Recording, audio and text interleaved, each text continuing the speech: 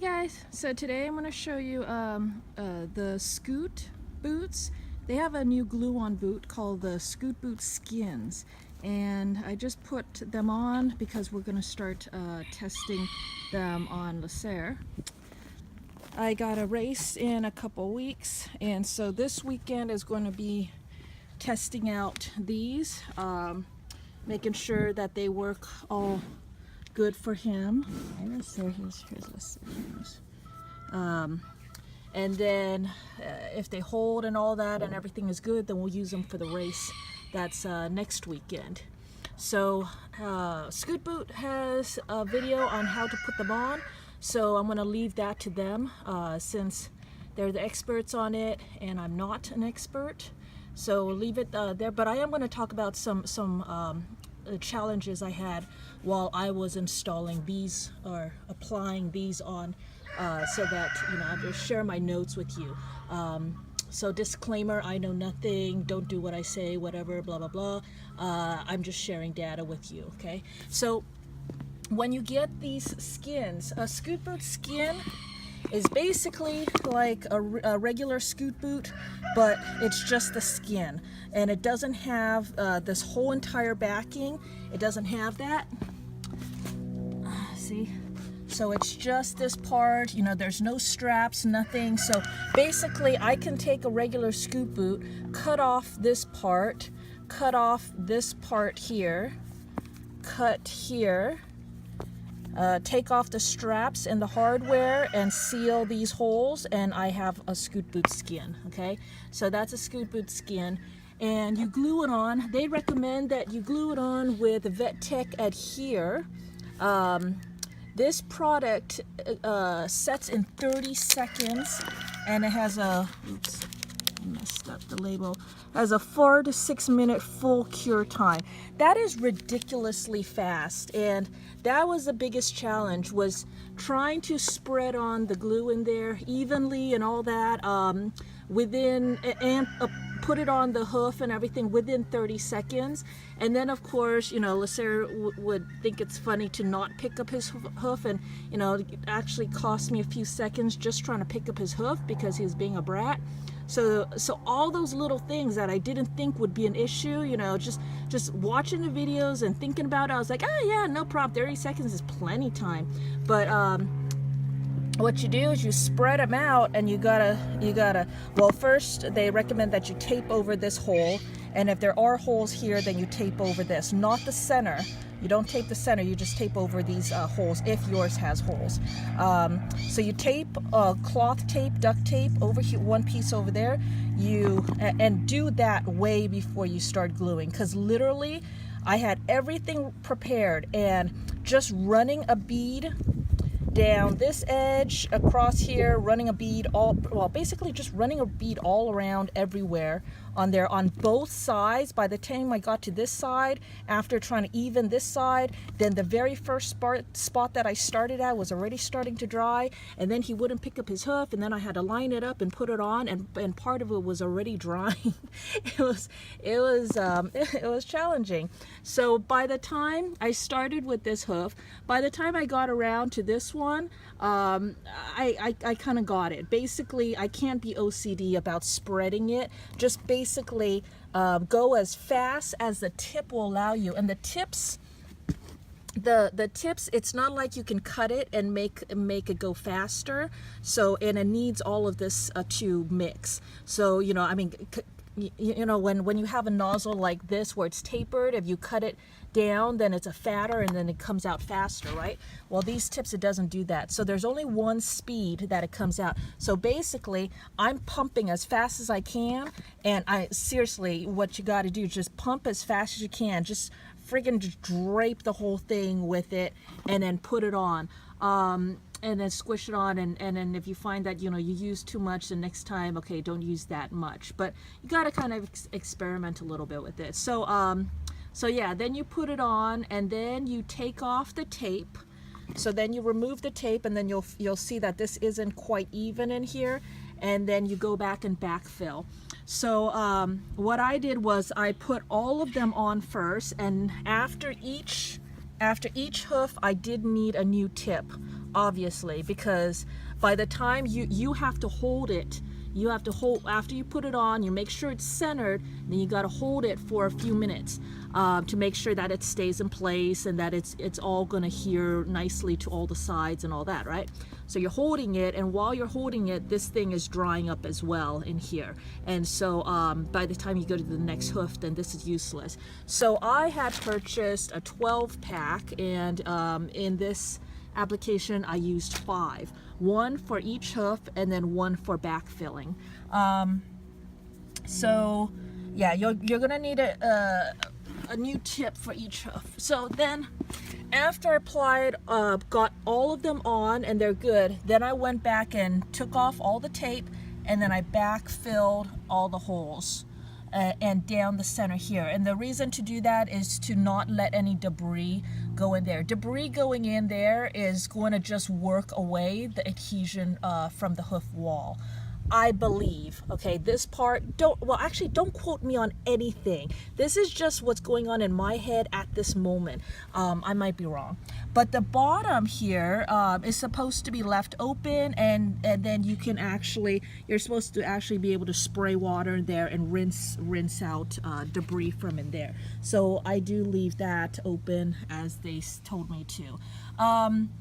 I backfilled with the adhere, and so that cost me a mixing thing. In the future, I may just backfill with Sikaflex. Sikaflex is something that Easy Boot actually recommended, that they use this for their glue-on boots before they started recommending the VetTech Adhere products. They used to just say, oh, you just use Sikaflex. Now the problem with Sikaflex is that it has a ridiculously long set time, totally opposite of the Adhere. It made it really challenging to glue on boots, because I mean you'd have to really require the horse to stand still for I don't even know how long, because Lacer wouldn't do it for me, but I don't know, half an hour or so for it to stay. And even then, if they keep shifting, then you're not going to get a good adhesion, right? So yeah, just ridiculously long set time for this. But if the boot, this is my thinking, if the boot is already completely, glued on with the adhere, and you're just backfilling the holes to make sure that no debris goes in there, and also to create a vacuum space in there, then the Sikaflex should work perfectly fine for that. And then, 1, you're going to save yourself the cost of a tip, and 2, you're going to save some product of the adhere. I actually used this entire tube, but I also had some boo-boos where I was so focused on getting the tip in, and perfect and all that, because I'm too OCD for this task. And then I actually yanked off the tip, and then when I squeezed, then I went bleh, like that. So I had some boo-boos and stuff, so I actually used up this whole thing. I think you're supposed to be able to get a lot more applications out of one tube. So anyways, yeah, you'll save some product, and you can use that, and this will take a little while to set up, but it doesn't really matter by that point, because the boot itself is basically on. Oh, let's back up a bit. Before I did all that, I put on all of the skins, and then I checked to see how it fit.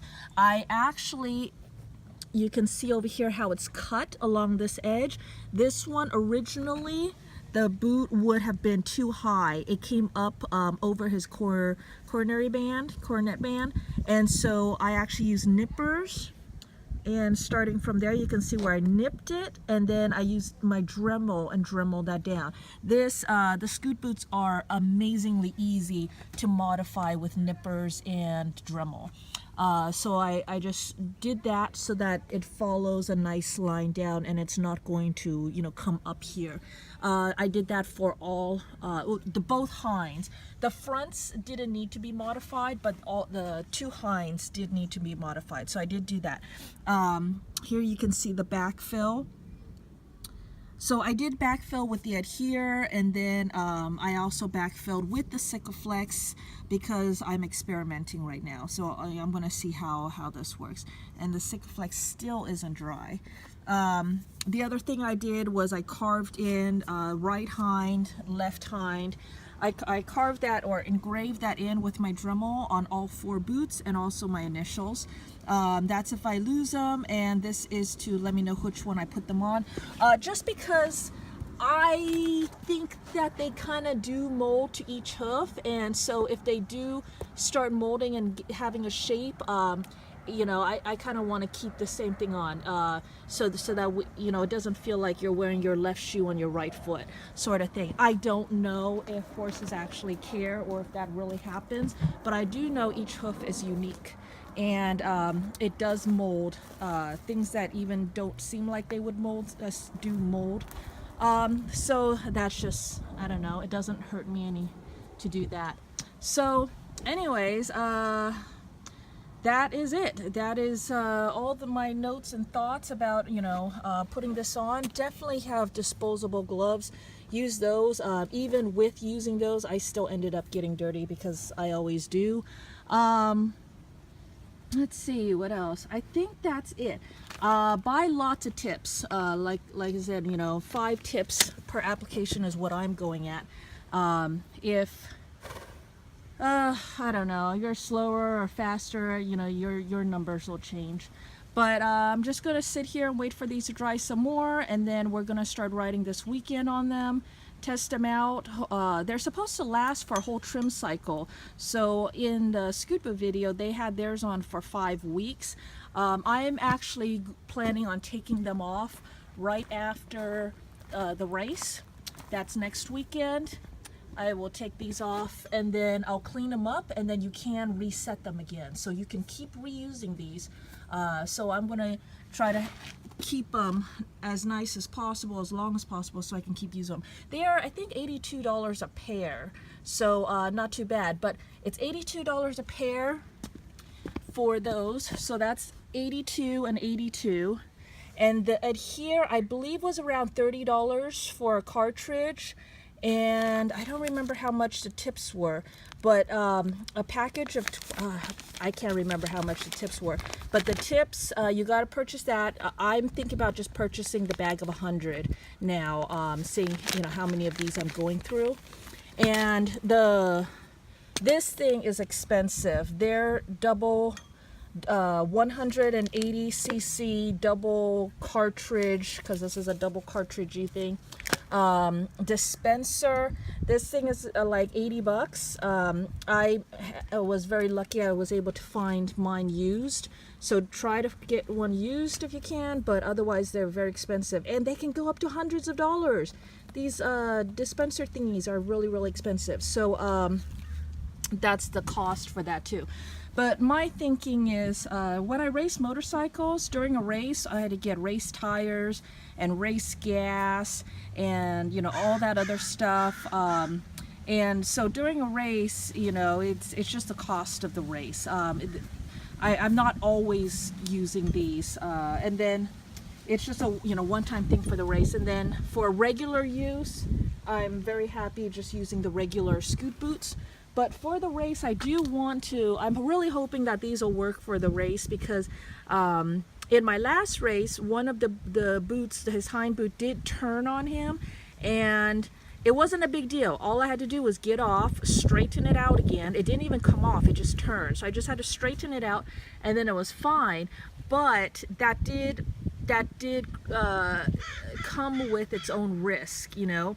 Getting off my horse, trying to wrestle with him about a boot while horses are passing us on the trail in the middle of a race. So that had a bunch of risks associated with it that if I can avoid, then that definitely would be safer. So you know, I take that into consideration. Safety. Basically this is for his benefit and also for my benefit, for my safety, so I don't have to mess with boots, for his safety, so it protects his hooves during a race, and then we don't have to worry about him hurting himself in a rocky terrain, unknown rocky terrain, in a stressful new situation like a race. So there you go.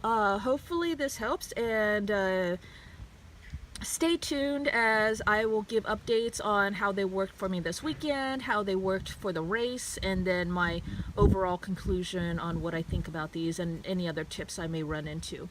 All right, so there you go. Bye, guys. Okay, say bye, listener.